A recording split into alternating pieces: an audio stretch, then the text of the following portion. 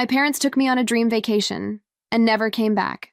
They left me alone in a foreign country with nothing but a note that said, "You're 17, old enough to survive." I am Natalie. I was 17 when my parents took me to Greece. They said it was a reset trip. I'd been struggling, flunking math, fighting with girls at school, skipping classes. My mom told people I was just moody. My dad didn't say much. He never did. But when they surprised me with 2 tickets and said it'd be just the 3 of us, no siblings, no work calls, I let myself believe they meant it. That maybe, just maybe, this was their way of trying. The first few days were awkward but hopeful. We ate gelato by the water, visited ruins I didn't care about, took smiling photos for Facebook. My mom even held my hand while we waited in line for the ferry to Santorini. I remember thinking, maybe this is it. Maybe we're starting over. On the morning everything changed, we were supposed to fly back to the US. We had breakfast together, at the hotel buffet. My mom wore her coral lipstick, the one she only used for important days. My dad had his usual black coffee, reading the paper without turning a page. Then, right before checkout, my mom turned to me and said, "We're just going down the street to get some souvenirs. Be back in 15. I nodded, barely looking up. I was scrolling through my phone, trying to reply to my best friend who'd been asking how the forced family bonding was going. An hour passed. Then 2, then 4. I asked the hotel staff if they'd seen them. The clerk at the front desk frowned and said, "Oh, the couple from room 302? They already checked out this morning." The key card no longer worked. I ran to the room. It was empty. My suitcase was gone. So was my passport, even my backpack, like I'd never been there at all. I called their phones, straight to voicemail. Texts didn't deliver. I started panicking, pacing the sidewalk, crying and calling again and again. A stranger stopped to ask if I was okay. I wasn't. I went to the US Embassy the next morning, desperate and sleepless. A woman in a navy blazer and tight bun listened, carefully, then tapped something into her computer. After a long silence, she turned to me and said, "Your return flight was canceled. Your name's no longer listed under their health insurance or emergency contact. I'm so sorry." It hit me all at once, cold and sickening. They didn't just forget me. They removed me. They didn't leave me behind. They left me out. That night, I walked back to the hotel lobby, hoping maybe, just maybe, there'd be a note or message. Anything. The only thing waiting for me was in the pocket of my denim jacket. A small folded note. My mother's handwriting. "You're 17 now. Old enough to survive." That's all it said. No apology, no explanation, just a sentence that sliced straight through me. I curled up behind a row of bushes outside a bakery and cried until I couldn't breathe. I didn't know how to get home. I didn't know if I had a home anymore. Somewhere in the distance, music played from a nearby cafe. A wedding, maybe. People laughing, glasses clinking, a family that still wanted each other. I remember curling, my fingers around my phone, staring at the last photo we took together, my parents smiling under a marble column, me standing between them. We looked like a family, but the cracks were always there. I just hadn't seen them. Later, much later, I'd remember flashes from the week before the trip. My dad sitting on the porch, gripping an envelope, white, official-looking, with final. Notice stamped in red. My mom pacing in the kitchen, whispering too loud for it to be casual, and a night where they thought I was asleep, but I heard them arguing. "We can't take her with us," my mom had snapped. "She'll ruin everything. She's not a child anymore. She's barely holding it together. So are we." I wanted to believe they were just venting, that it was stress, a phase. But now, sitting alone in a country where no one knew my name, I realized the truth. They'd planned this. They didn't forget me. They erased me. I didn't sleep the first few nights. Not really. I camped behind a bakery near the edge of town. It had a metal trash bin that radiated just enough heat to keep the wind from cutting through me. I curled up with my jacket zipped to the chin, and my arms wrapped around my stomach, listening to the sounds of early morning deliveries. Glass bottles clinking, crates thudding, men shouting in a language I barely understood. I counted breaths just to keep from crying. On the third morning, I got caught trying to steal a roll of bread left cooling on a tray by the back door. My fingers were numb, my mouth dry, and I didn't even hear the footsteps behind me until someone grabbed my wrist. I froze, eyes wide, expecting police, trouble, deportation. Instead, a woman stared down at me. She had thick silver hair pulled into a loose bun, flour dust on her apron, and eyes so sharp they seemed to cut through me. She didn't yell, didn't scold, just said, "If you're hungry, you work." Her name was Lucia. She was 68, ran the bakery alone, and had lived in that same apartment above it for more than 30 years. She let me wash dishes in the back, mop the floor, carry sacks of flour I could barely lift. That night, she handed me a folded blanket and pointed to a cot in the storage room. No explanation, no questions. It wasn't a bed, it wasn't warm, but it was safe. And in that moment, safe was everything. Lucia didn't ask about my family. She didn't need to. I think she knew. Days turned into weeks. I learned enough Greek to follow basic instructions. Wash. Scrub. More flour. I copied her movements when she kneaded dough, watched her eyes when she adjusted the oven temperature without ever looking at the dial. Sometimes she spoke to me in quiet sentences, usually late at night while wiping the counter. One evening, while we were shaping loaves, she looked at my hands and said, "My daughter had hands like yours, always smelled like yeast, always too curious for her own good." I didn't ask what happened to her daughter. She never brought it up again. But from that night on, she started saving the misshaped loaves, the ones too ugly to sell. She left them wrapped in brown paper beside my cot, like it was a ritual. Like maybe she knew that love, for someone like me, needed to come in small, quiet pieces. I found a cracked laptop someone had thrown away behind a dumpster, spent hours fixing it with borrowed parts from a local repair shop, taught myself how to connect to public Wi-Fi, signed up for an online GED program. I studied by the back door, next to a fridge that hummed too loud. I did algebra homework while the scent of cinnamon and roasted sesame filled the air. Every time I got a quiz result back, I whispered the score under my breath like a prayer. I kept the jacket I wore the day my parents left.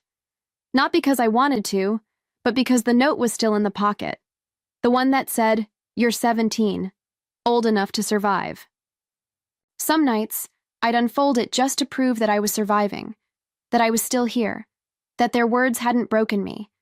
But deep down, I wasn't sure who I was without them. I wasn't a daughter anymore. Not a student. Not a citizen, even. Just a girl who washed dishes in a country that didn't know her name, and yet, somehow, I was still alive. The first time I made money that didn't smell like yeast or sweat, it came from a stock I barely understood. It was a small Greek shipping company. I'd read an article about their restructuring plan in a crumpled business journal someone left on a cafe table. Took a gamble. Threw in the 200 euros I'd been saving for new shoes. It tripled in 2 weeks. That was the moment something shifted, not in the world, but in me. I wasn't just surviving anymore. I was learning how to move. Lucia caught me one night with my laptop open and spreadsheets pulled up across the tiny back room. "You playing accountant now?" she teased. I shrugged. Just curious. Truth was, I was doing more than that. I was obsessed. I devoured every free resource I could find online. YouTube lectures, translated business forums, and a scanned PDF of the essays of Warren Buffett I found through a sketchy download link. I read it 3 times in 1 week. Scribbled notes in the margins of old receipts. His voice became my background music while I scrubbed pans or rolled dough. I took bigger risks. Some flopped, others exploded. By 20, I had clients. By 22, I had investors. I registered a small consulting business under a translated name, nothing flashy, just enough to look legitimate. Word spread.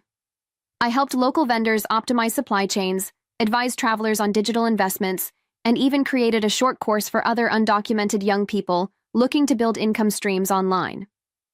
Lucia never asked how much I was making. But she noticed the changes. The new phone I bought her for Christmas, the espresso machine I quietly installed in the bakery, the way I paid off her gas bill without a word.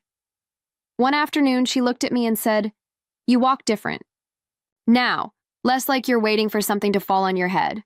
I laughed. But she wasn't wrong. I started sending money to youth shelters back in the States. Anonymous donations always, especially to programs in Florida. I told myself it was just about giving back. But deep down, I think part of me wanted them to notice, to wonder, who's helping these girls the way we didn't? I never posted about my work, never told anyone my full name. I didn't want attention. I wanted freedom, peace, a life that no longer needed to explain itself to people who threw it away. But even with all the progress, even with clients, money, and the strange sensation of being respected, I still carried the girl from the bakery in my bones. She was quiet now, but not gone. She showed up in moments of doubt, in sleepless nights before big decisions, in the way I still flinched when someone raised their voice too fast. I wasn't healed. I was building. And the thing about building from ashes is, you remember every brick you lay, every scar it covers, every crack you had to fill with your own hands. So when the past came calling, when a certain address appeared in a foreclosure listing, I didn't hesitate. I booked a one-way flight home. It was Lucia who saw it first. She was sitting at the kitchen table with her morning coffee, glasses low on her nose, flipping through an old stack of international newspapers someone had left at the bakery. She didn't even look up when she said, "It," just quietly slid the paper across the table and tapped her finger on a small black box in the bottom corner. "You recognize that address?" I stared at it. The street, the city, the zip code. I knew every number. I had memorized that mailbox growing up, the creaky screen door, the crack in the driveway we were never allowed to step on, my parents' house in Florida, the one they bought after they left me. The one they swore up and down on social media was their fresh start. Now, it was in foreclosure. I sat back in my chair and let out a breath I didn't realize I was holding. There's a moment that comes when the universe hands you the very thing it once tore from you. It doesn't feel like victory. Not at first. It feels like silence, like still water right before a storm. I didn't tell Lucia what I was thinking. I didn't have to. She knew. We flew to Florida under business pretense. I went by my legal business. Name, a corporate identity I'd built over the years. Clean, neutral, untraceable. The auction was held in a sunny parking lot outside a county building. The crowd looked like a Florida cliché: older men in pastel polos, investors with tablets, and retired couples in sun hats fanning themselves with brochures. No one looked at me twice. Lucia stood beside me, holding the bidder card. I whispered the numbers in her ear, and she raised the card with calm, practiced ease. No emotion, just business. The price climbed faster than expected. Someone else wanted the house too. A man in khakis and boat shoes who squinted at us like we were in his way. Lucia didn't flinch. When the final bid landed and the gavel hit, "Wood," the auctioneer's voice rang out, "sold, to bidder 173. Lucia lowered the card slowly. We didn't celebrate. We didn't even look at each other. We just stood there while the auctioneer moved on, and I let the reality wash over me. I owned their house, their living room, their fridge, their master bedroom with the window that faced the street. Every inch of the life they tried to build without me. It was now under my name. I didn't feel angry. I didn't feel triumphant. What I felt was something colder, sharper. Control. A week later, they got the notice. Certified mail, legal language. 30 days. They must have stared at it in disbelief, not knowing who bought the house, not knowing that the girl they abandoned at 17 had just signed the deed on their future. And I wasn't done. They asked for a meeting. Their lawyer called Lucia, thinking she was the new owner, said my parents were willing to negotiate and wanted to speak directly to whoever bought the house. I agreed. The meeting was set at a small real estate office on the edge of town, neutral territory, private. I arrived 10 minutes early, dressed in navy, hair pulled back, sunglasses on, not hiding, just unreadable. They came in 2 minutes late. My mother entered first, in a beige cardigan and oversized sunglasses, the kind meant to make you look fragile. My father trailed behind, holding a worn leather folder to his chest like it might protect him. They didn't recognize me. Not at first. They sat across the table, nodded stiffly, and waited. I didn't say a word. I just reached up, slowly, and pulled off my sunglasses. My mother's face drained of color. Her lips parted slightly, like a word had gotten stuck in her throat. My father blinked twice, then looked down. Silence stretched thin and sharp between us. "You left me," I said. "In a foreign country, with no money, no ID, no goodbye." My mother's hand twitched. We thought you'd hate us less if we just disappeared," she said, voice barely above a whisper. For a second, I saw something real in her eyes. Not regret, fear, maybe even shame. But then it hardened, like it always did. "You were impossible to live with. Always dramatic, always fighting. We were drowning. You were dragging us down." I nodded. "Once, slowly. You were supposed to be the lifeboat," I said, "not the ones who throw people overboard." My father still hadn't looked up. "Say something," I told him. "Look at me and say it wasn't your choice." He opened his mouth, closed it. His hands tightened around the folder. "Your mother thought—" "I don't care what she thought." He flinched. "You didn't even try to stop her," I said. "You let her erase me." His voice, when it finally came, was dry and brittle. "I didn't think you'd survive." I stood up, calm, controlled. "Well, I did. And now I own the house you live in." My mother blinked. "Once, you're bluffing." I slid the signed deed across the table. Her hands hovered over it, trembling. Lucia stepped in from the hallway. Then, clipboard in hand, face unreadable. She nodded at them, professional and cold. "We'll need the keys within 30 days, she said. "You'll receive the official move-out timeline tomorrow." My mother looked between us like she was waking up from a bad dream. "You can't do this. We're your parents." I stared at her. "No, you were my parents, and you made your decision." She started to cry, not real tears, not at first. It was the performance she'd always leaned on when things got messy. The fragile, wounded mother act. But I didn't move. Lucia placed a small envelope in front of her. "These are the legal instructions," she said. "We suggest you read them thoroughly." My father still hadn't spoken again. His eyes were glassy now, lost. But I didn't feel sorry for him. Not anymore. I turned to leave. "Wait," my mother said. "Why now? After all these years?" I paused at the door. "Because I needed to see your faces when you realized I didn't need you to come back. I just needed you to know I came back." And then I walked out.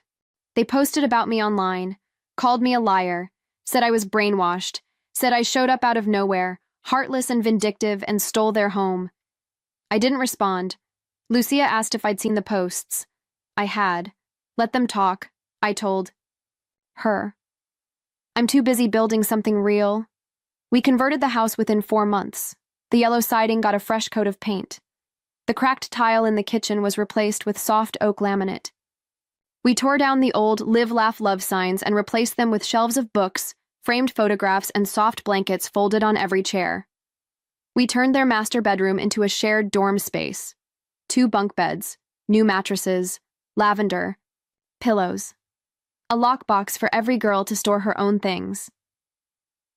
Lucia called it the second door. Because for some people, the first one never opened. She started teaching again. Baking classes every Wednesday.